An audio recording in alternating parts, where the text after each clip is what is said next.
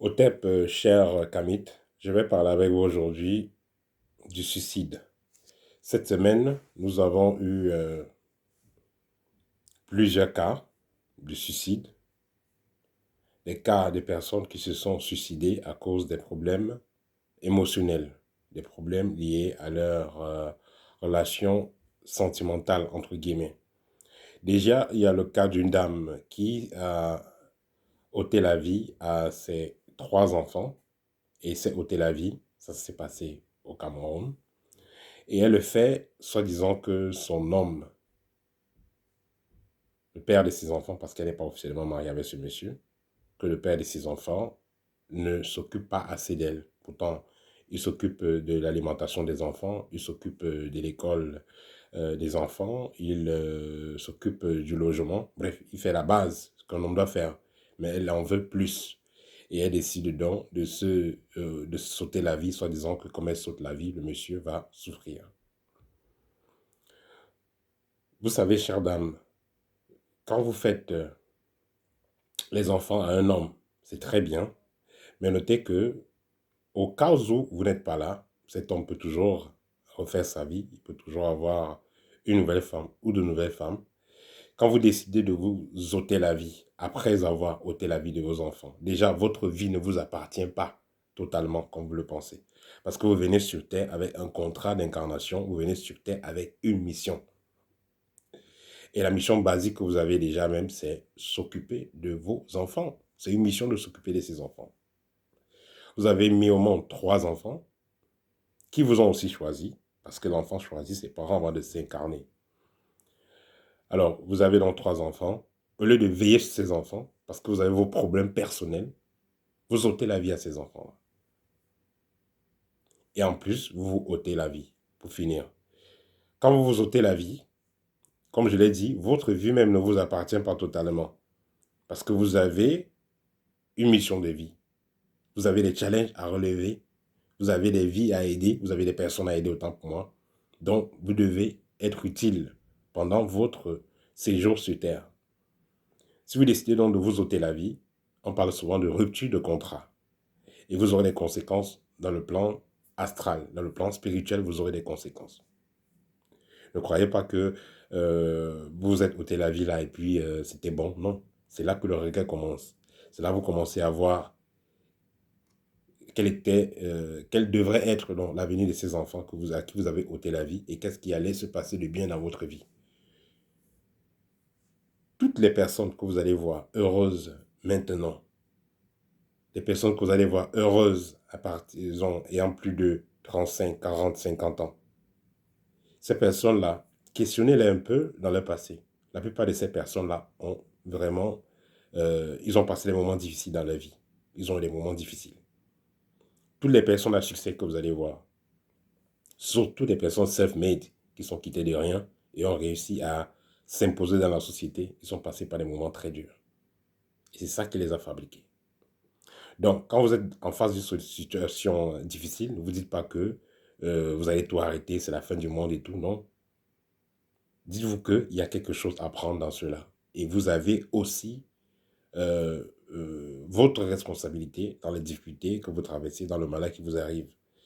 Bien que cela peut arriver dans un sens pour vous fortifier, pour vous rendre plus dur, mais de l'autre sens, c'est aussi parce que vous avez ignoré certaines lois, certaines règles spirituelles.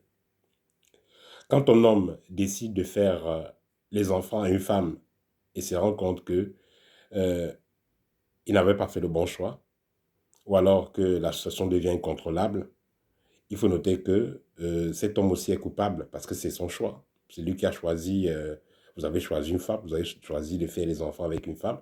On ne fait pas l'enfant avec n'importe qui. Vous avez fait l'enfant avec une femme et après vous sort un autre visage qui n'était pas prévu. Mais vous supportez, vous adaptez et vous avancez. L'amour, ce n'est pas quelque chose de forcé. Vous pouvez être attiré par une personne, vous pouvez aimer une personne, la personne ne vous aime pas, la personne n'est pas obligée de vous aimer. Personne n'est obligé d'aimer, personne n'est obligé de vous aimer. Voilà.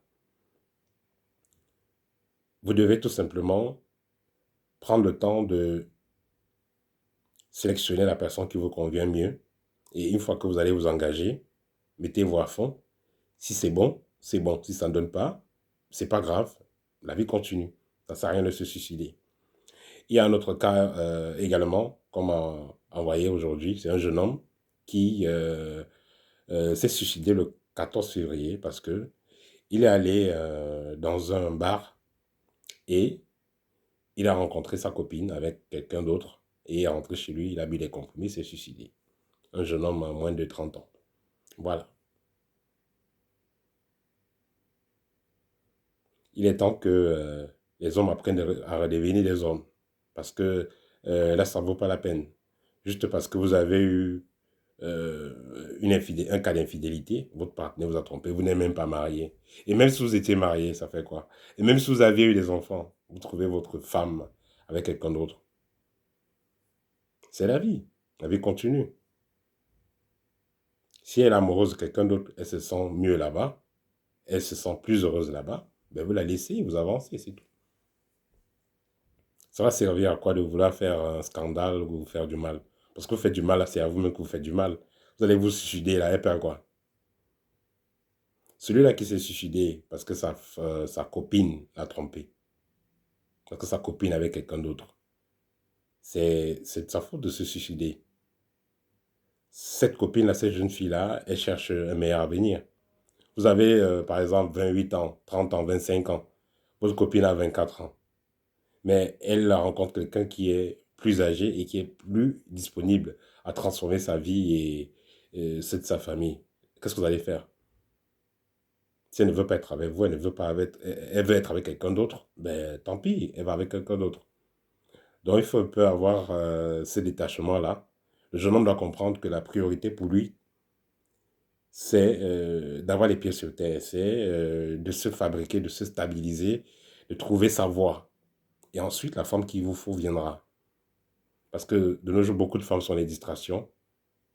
Et il sera très important pour le jeune homme d'être conscient de cela et de se concentrer sur son développement personnel, sur sa spiritualité, sur son amélioration, sur sa stabilité au niveau social. Et les choses vont se dessiner simplement. Donc, si jamais vous avez pensé à un suicide, ou vous avez un proche qui pense à un suicide, il faudra lui dire que c'est d'abord égoïste, parce que la personne pense à elle-même. Quand vous vous suicidez là, que va dire que diront les proches, que diront vos amis, que diront les membres de la famille? C'est un choc que vous donnez à votre famille. Et vous n'honorez pas votre famille quand vous vous suicidez. Vous n'honorez pas vos ancêtres quand vous vous suicidez. Peu importe la situation, tenez bon, ça va passer. Juste à cause d'un problème sentimental, vous décidez de vous suicider. Il faut comprendre que c'est la pire des choses que vous puissiez faire. Et venir sur Terre, quelque part, c'est aussi un privilège. Il y a beaucoup d'esprits qui sont restés dans le monde spirituel qui n'ont pas pu s'incarner. Vous avez eu cette possibilité-là de vous incarner. Faites de votre mieux et tout ira bien. Que de prendre ce moyen très facile-là, vous vous suicider. Vous savez, dans notre tradition, quand quelqu'un se suicide, on enterre dans les minutes qui suivent. Hein, on a entendu que telle personne s'est suicidée là. Ça ne passe même pas à la morgue. On close juste un trou quelque part là, on jette, on ferme. On ne fera aucune cérémonie. Aucune. Même pas verser un verre d'eau. Rien. Aucune cérémonie. On vous enterre comme un bandit. Or, si vous avez traversé cette situation-là, le lendemain aurait pu être 1000 fois mieux.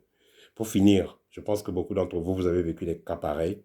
Quand vous étiez adolescent, 20 ans, 18 ans, 19 ans, très jeune, disons, il y a une femme, il y a une fille que vous aurez souhaité épouser. Mais maintenant, quand vous avez 35 ans, 40 ans, vous la regardez, vous dites, oh, Dieu merci que je n'ai pas épousé celle-là. Parce que là, maintenant, les choses ont changé. Donc, pour conclure, vous êtes une jeune femme, mettez l'accent sur votre spiritualité, mettez l'accent sur un travail que vous pouvez faire, une activité que vous pouvez développer. Vous êtes un jeune homme, pareil, mettez l'accent sur votre spiritualité, mettez l'accent sur le travail que vous pouvez faire, ce que vous pouvez apporter à la communauté, et tout ira bien. C'est tout.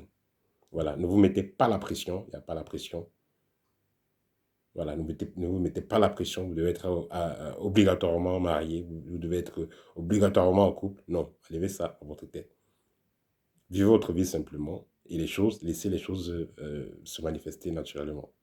Voilà, vous avez ce mindset-là, vous irez plus loin et vous serez assez préparé à traverser les situations parce qu'il faudra noter que parmi les obstacles dans la mission de vie, parmi les obstacles dans l'incarnation d'un individu, il y a les situations amoureuses.